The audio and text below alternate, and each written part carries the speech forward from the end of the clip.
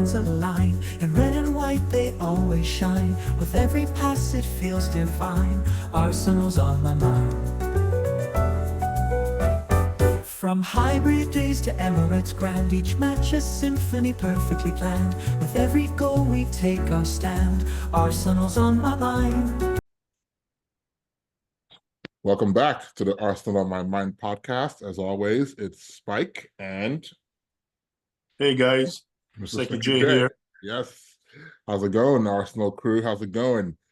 Well, I mean, we have to do the pod. We have to do the pod. I mean, not a great weekend. Just not a great weekend overall. I have my feelings on the whole game. We all feel kind of bad about it. But I mean, what do you think, Sekijay, man? What do you think about that game? Well, I think it was a bad day at the office. Mm-hmm. We can't give points away. It's given the magnitude of what is at stake. Mm-hmm. Even if you're going to lose a game, is not by you undoing yourself, right? Mm-hmm. You shoot yourself in the foot, get a red card, give away a penalty. It's unfortunate, but I mean, again, I've learned with Arsenal that I have to keep my emotions balanced, mm-hmm. because over the years, we've come to realize that sometimes Arsenal just happens. We Arsenal ourselves, absolutely. Mm-hmm. For me personally, that game, we didn't look great at 11v11, right? It was okay. It was balanced. I figured we'd get a goal and then that would change the game, But besides the red card and the penalty, this game, I think, highlights something that I perhaps brought up earlier, in the season, is not just that we lack depth, but we lack quality depth in that on paper, yeah, our backups seem like they're okay, but they don't gel very well when they play together. I mean, we lack creative depth.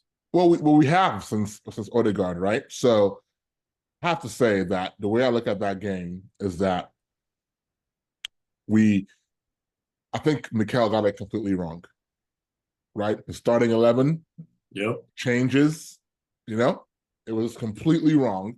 And it's just, I mean, we don't have Timber, we don't have Saka, and all of a sudden we look very, very different.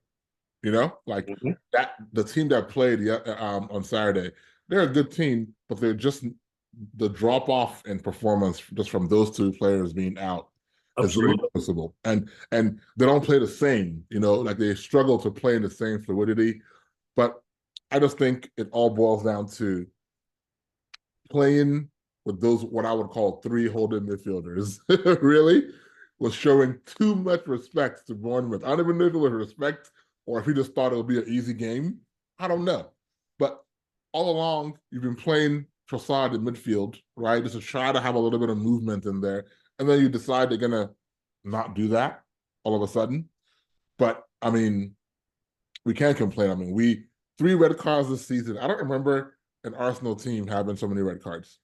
Yeah, it's ridiculous. And the thing is, all 3 of them, none of them are for like dangerous play. None.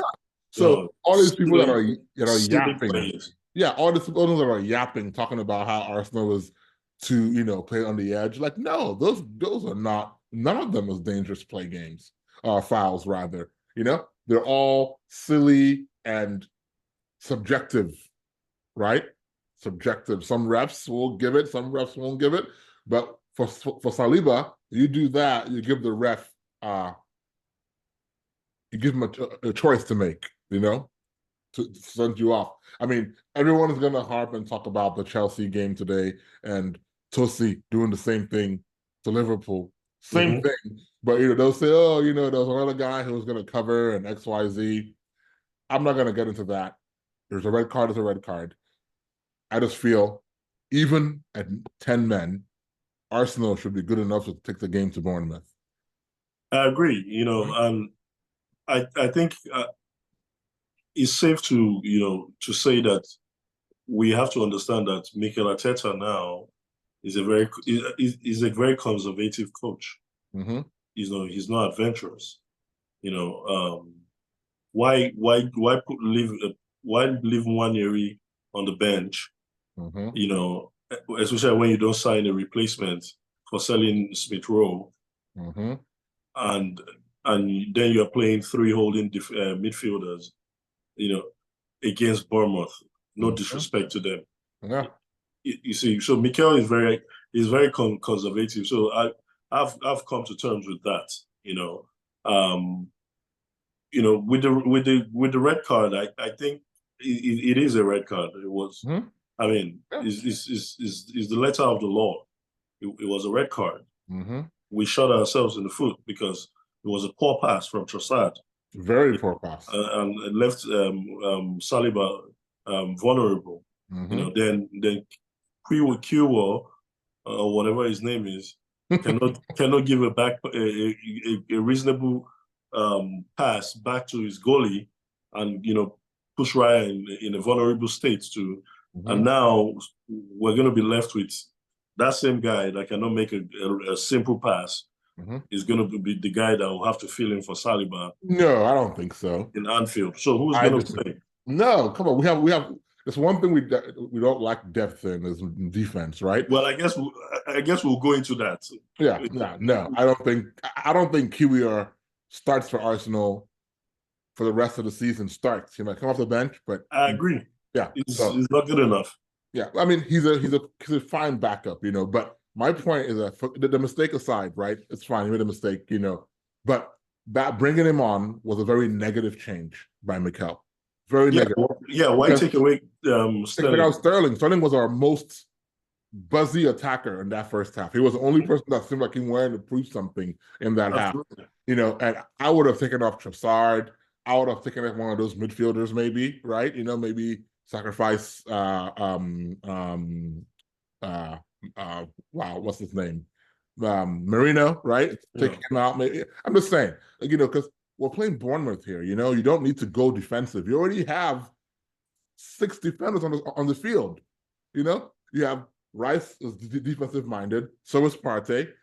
Marino kind of. Then you have Calafiori. You still have Gabriel. You have White. You don't need any more defenders against Bournemouth. Well, we can't keep saying we're playing Bournemouth because they whooped us 2-0. They beat us. We beat ourselves 2-0. Well, you guys will be fun to find. I'm gonna make the caption for this video: Arsenal 0, Arsenal 2. It's literally we just beat ourselves. That was. I mean, Bournemouth, respect to them, they played well, but they were probably surprised they won that game. So they didn't feel like they deserved to win based on anything. But anyways, that's neither here nor there. Quick run through the ratings for me. Atrocious, across the board, not happy. But I'm going to give Sterling 6 because I thought he was playing so well. He was really driving at players in that first half. He was causing some problems. Had he stayed on the field, I think we don't lose that game. I think we even score in that first half. I give Havertz a 6 maybe just because he ran around, but it could have been a 5 easily. I'm giving Trossard a 5. I give Rice and Marino 6 because at least they got on the ball. Partey was invisible in that game, so a 5. I give Ben White a 6 just because he was there. Saliba a 5, obviously for the penalty. Gabriel a 6. Calafiori a 6. Raya a 6. I mean, just across the board. But I give Mikel Arteta a 5 rating for this game. Completely messed it up, in my opinion. Just did not deliver, did not start the players that they should have started, did not make the changes they should have made, then made the wrong changes. Then you destroy, I mean, don't get me wrong, Kiwi made a mistake, but you destroy his morale by taking him off after you bring him on. What's the point of that at that point, Take off somebody else. We're not trying to defend anymore. It was just poor across the board. But my ratings are pretty poor, but for me to say that Sterling is my man of the match tells you how terrible I think that game went. I mean, he just played so well in the first few minutes of the game that you take him out. Why? Normally, Mikel always sacrifices Trossard normally in those situations. So I'm surprised that he sacrificed Sterling. Yeah. Yes. I would start with Mikel. I give him a 4. Even lower. Given everything you've just said, Mm-hmm. I think his tactics was poor. I think the team selection in the first place was poor. Mm-hmm. We had no creativity in the midfield. Mm-hmm. Then Raya, none of the goals were his fault, really. Mm-hmm. But the fact that he conceded a penalty and conceded 2 goals, I gave him a 5. Mm-hmm. Ben White, I give him a 5. I think he was having serious problems, holding on to what was that kid's name that was running him over there? Tavernier? Yeah. So Ben White a 5. Saliba a 4 for you put your team for being clumsy. You put your team in a tough position. Mm-hmm. We have to cut out those mistakes. When was the last time we heard that Man City made such a mistake? They don't make those mistakes. Well, they do, but not quite as alarmist. I get it though. Even if they do, they can afford to now. We cannot. Mm-hmm. Gabriel a 6. He did what he could. Mm-hmm. Calafiori a 6. Partey was missing for me a 4. Rice a 5. Merino a 5. Sterling a 6. I agree, he was easily the best player on the field for us. Mm-hmm. Kai Havertz, I didn't know where he was, a 5. Trossard a 5. It was poor. I think it's harsh to give him and Havertz the same rating. Havertz should be above him. Whatever rating you give him should be lower than Havertz. That's how I feel about all of them. We needed to win that game, go top of the league, and what do? We get a red card and give away a penalty. Mm-hmm. The Premier League is difficult, Right? You can't make it easy for your rivals, So that's it basically for, it was a poor day, but it was very disappointing, very frustrating, and it just reminded me of good old Arsenal. But I know the boys will bounce back. This team, they've shown character, so I'm not gonna sacrifice them over one game. But it was just a bad day in the office. It was a bad day. I don't think, like people I've seen a few people say, oh, well, we're out of the title race. I'm like, we are not out of the title race at this point. We're not even talking about the title race yet. We're still in the first 10 games. Yeah, Liverpool looks good, that's fine. But they're looking good so far. They're looking like they're gonna be there right about. I don't think this loss to Bournemouth can be looked at other than a blip, right? We got a red card, the team balance was off. And it happened. Move on. It just happens. We move on. But one point of note, the only silver lining for this whole weekend was that my curse still abides with Haaland. No goals. And again, a stupendous 13 touches the entire game. Only. The curse continues for as long as it can. My juju is still working. So this is what match day. This is the 3rd week now. He's not scored. Yes. Okay. We'll keep the score. We'll keep it going. Yeah. Let's see how strong your juju is. It's strong because that nonsense. I mean, he scored in Champions League though. Who cares? I'm keeping it EPL, baby. But anyways, moving on from that game, we got Champions League on Tuesday, then the big game against Liverpool on the weekend, and no Saliba in that game. We already know. We talked about, you kind of hit on who might play. It certainly won't be QER. I think we're going to easily go White at right back, Timber, Gabriel, and Calafiori is the way I see it going. Well, that's if Timber is fit, right? I think it was close to playing. He wasn't like, he was a game time caller. Was he on the bench? He was on the bench. No. No. I don't think he was anyway. Okay. But I think he was close to making the squad. So I don't think it's a long-term thing for him. So either way, and even if Timber's out, right? I see Mikel playing Partey at right back instead, putting White to play center back like his original, Either way, I don't think Kyrgios, there's no chance of Kyrgios. Yeah, well, I hope he doesn't play Kyrgios, And as speaking of that, we need our captain back. We need Odegaard back. Yeah, and now we're getting to that point where we are missing him. Absolutely, and even one more option is if Timber is not fit, he plays Calafiori at center back, and Zinchenko is fit now, so there's that. So I'm telling you that there's no way Kyrgios is playing, but we do need Odegaard back really bad.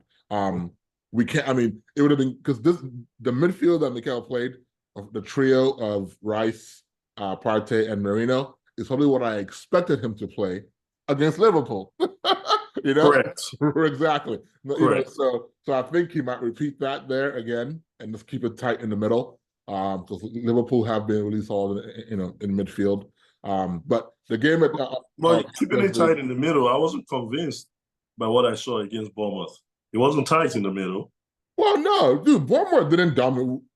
They didn't dominate the game. They didn't create a bunch of chances. They didn't really do a whole lot of two things. They had two moments and they scored in those two moments. Well, that's true. Yeah, I don't think the game was. I mean, the game was tight and balanced as well. The game was balanced. Nobody was dominating anything in any capacity.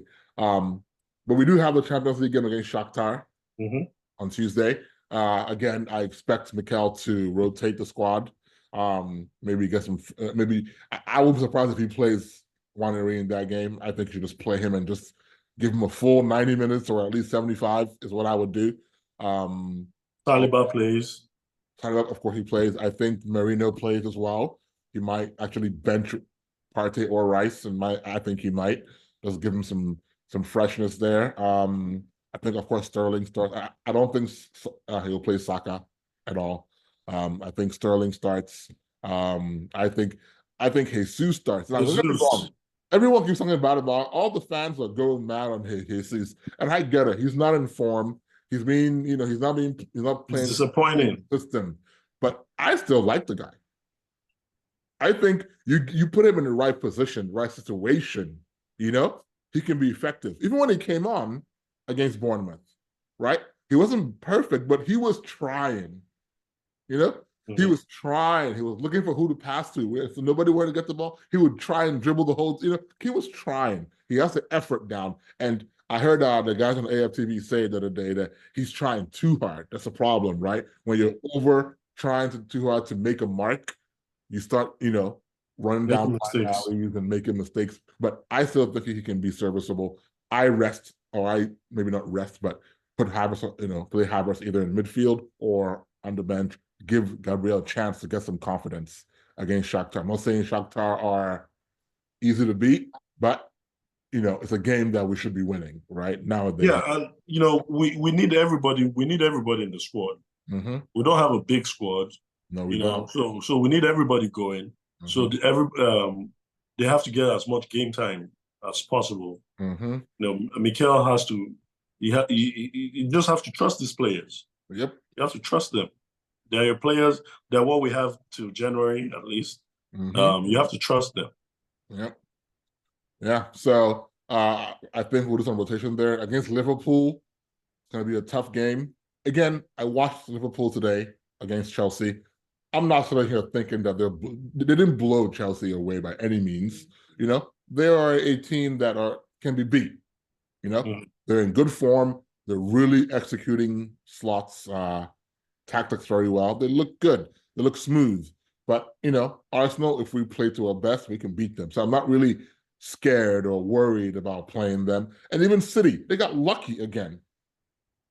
I mean, lucky.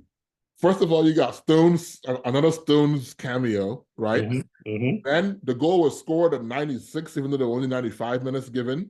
Then Silva was standing in front of the goalkeeper, and you say he's not interfering? I'm like, I don't understand. Does the ball have to literally whiz by your face for you to be interfering with the offsides? I mean, you literally bumped the keeper first, then stood there, and then the header comes through, and they're saying there's no interference because I don't want to get into conspiracies. Yeah, I'm not worried about what Man City does. But my point is, even Man City are gettable. I mean, Wolves are the bottom of the league, and it was almost another draw for them. Almost. It's still at 3 points. I'm looking at Liverpool and saying Liverpool are better than Man City as things stand right now.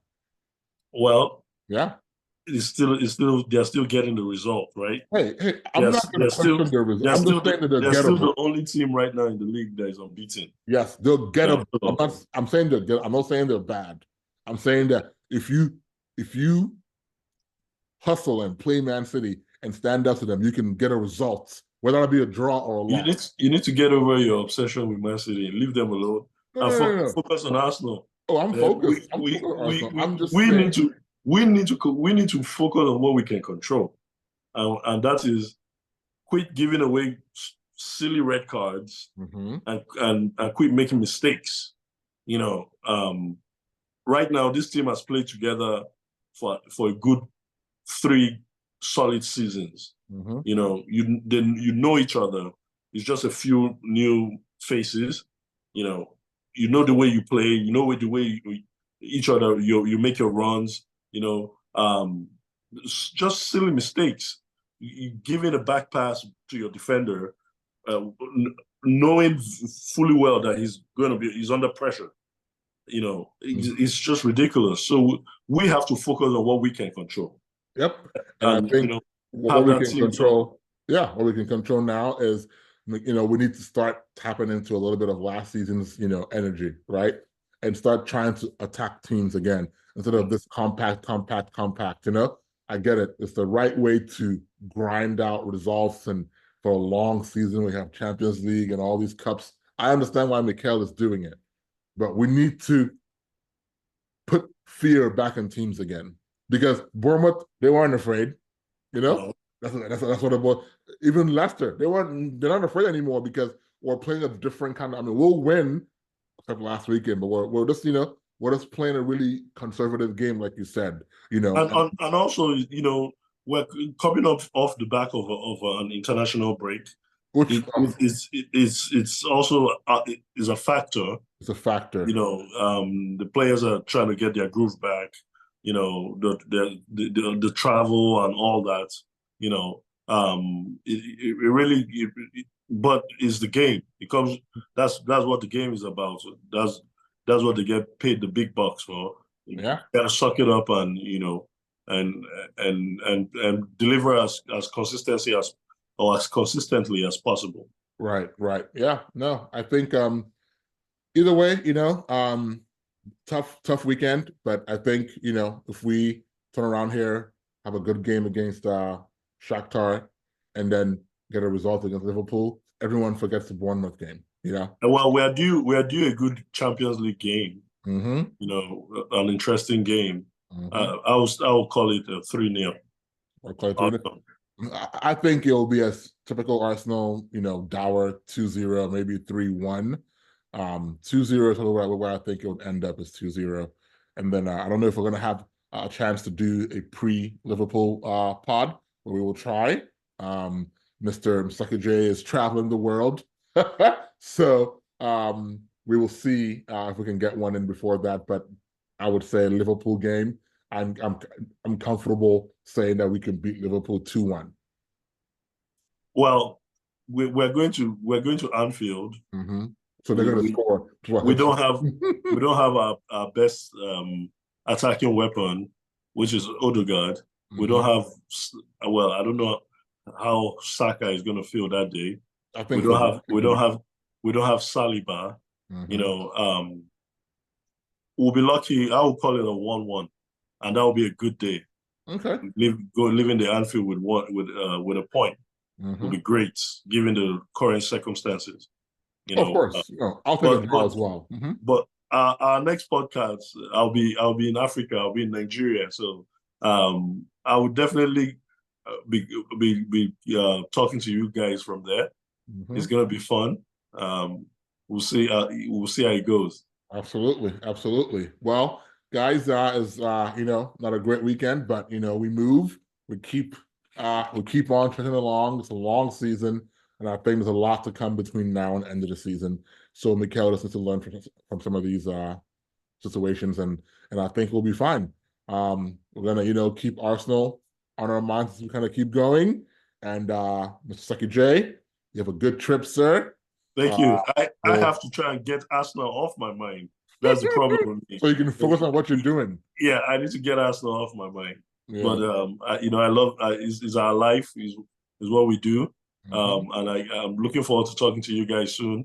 You know, keep sharing the video, keep subscribing, like the video. Yes, please. Keep your comments coming in. We want to grow our pod. Absolutely. Our last video was almost 100 views. So we're you know, we're excited that you guys are enjoying our conversations, and we're looking forward to many more conversations together. Absolutely, absolutely. Thank you all for your comments and follows and views. And like I said, please subscribe and share with all your friends, Arsenal fans or not. But until then, keep Arsenal on your mind, guys. Absolutely.